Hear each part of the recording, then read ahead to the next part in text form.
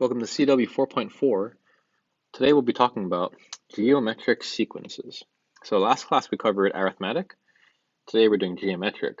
So an example of geometric would be something like this: 2, 4, 8, 16, 32, ... Or it could be 1, 1/2, 1/4, 1/8, 1/16, ... So the whole idea of this is there is what's called a common ratio. In essence, we are multiplying. So notice how the common ratio here is times 2, times 2, times 2, times 2. And conversely, this one would be times half, times half, times half, and times half. That's the basic idea. So we'll apply two formulas today. The first one is the general formula. That's going to be your a sub n is equal to a sub 1 times r n minus 1. What this will do is this finds any term. So just like arithmetic, we have a formula that can generate any term you want. So let's try it. It says find the eighth term. So looking for the eighth term, a sub 8. The first term is -4, and the ratio is -2. So just to make sure we understand, what's happening is the first term is -4, and you keep multiplying by -2. So it'd be like 8, -16, 32, ... And we're wondering what is the eighth term. So clearly we could just keep going if you wanted to, but it's important to understand what's happening. So let's try the formula. A sub 8. The first term is given, so notice how we always need that first term. -4 multiplied by r, which is -2, to the 8 minus 1. So that's -4 to the -2 to the 7th power. That's -4, and that'd be -128. And now we multiply that, 512. And there's our answer. Now, of course, all we really did is use a formula. So to really understand like why this n minus 1 is here, like right here, let's write it a different way. The first term is -4. The second term is 8 because you do -4 times 2. The third term is -16 because you do -4 times, oh sorry, I should correct that, -2. -2 times -2. And we hopefully see the pattern now. Next one is -4 times -2, -2, -2. So let's say I wanted the nth term. This would be -4 times -2. And notice how many -2's there are. In the second term here, there is one -2. In the third term, there are 2. In the fourth, there are 3. So in the nth term, there should be n minus 1 -2's. And right here, right there is our general formula. And this thing right here can generate any term you wanted. So that's why you can see I plugged in 8 right there. Okay, let's try another one. So here's a sequence. Use the general term to find the eighth term. So basically, find the general formula first. So here's our formula.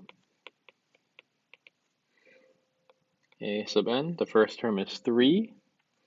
I can see the ratio is 2, and then the power of n minus 1. So pretty easy to figure that out. Now it's important to note that intuitively we can just see it's timesing by 2 every time. But let's say theoretically, we should really understand like why that's happening. So if it's geometric, the ratio is simply a2 divided by a1, or a3 over a2, or generically you can think of it as a to the n plus 1 divided by a sub n, or a sub n plus 1, a sub n, meaning we're just dividing like the two terms that are consecutive. Okay, now let's try to find the 8th term. So plug in 8, 3 to the 2 to the 7th power, and that's 3 times 128. That would be 384. Okay, it's not too bad. Now, here's the next piece, finding the sum. So a sum formula, a little bit more complicated. It's going to be right here. It's going to be S sub n is equal to A1 times 1 minus r to the n power all over 1 minus r. So this formula is basically derived in a very similar way to the addition formula. And if you're interested, I can show you on the side, but it takes a little bit of time. So just email me or contact me in class if you want to see like the exact proof. So for now, we're just going to utilize this formula. And you're going to notice a couple of things that are pretty interesting about it.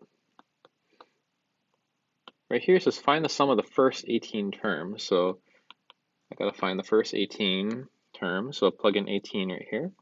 The first term is needed, so 2. And then multiplied by 1 minus r. So again, we can just look at it or divide. We can see r is -4. And now here's really important. You want to make sure you write it exactly like this. -4 in parentheses. The n power is how many terms you want, so that's 18. Close it. And divided by 1 minus -4.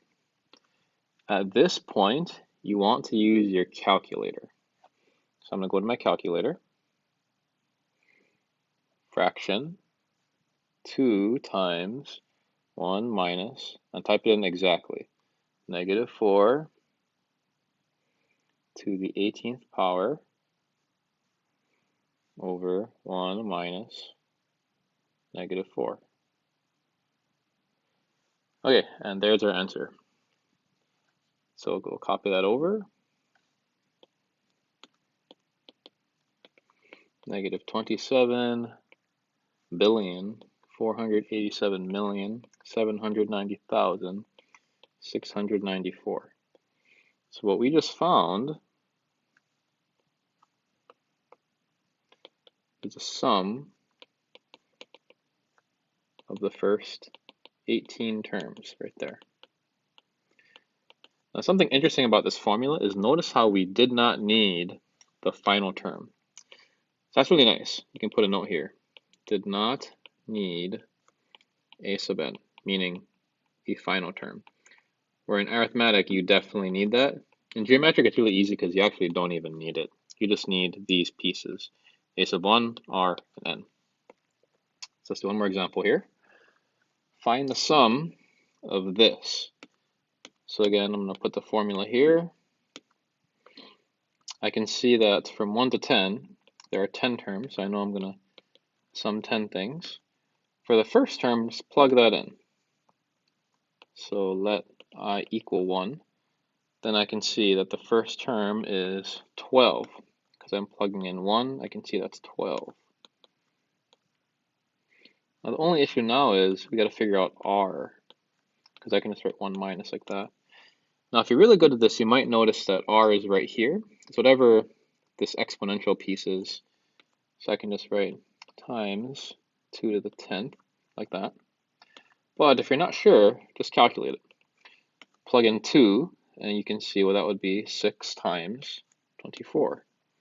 That would be, or 6 times 4, which is 24.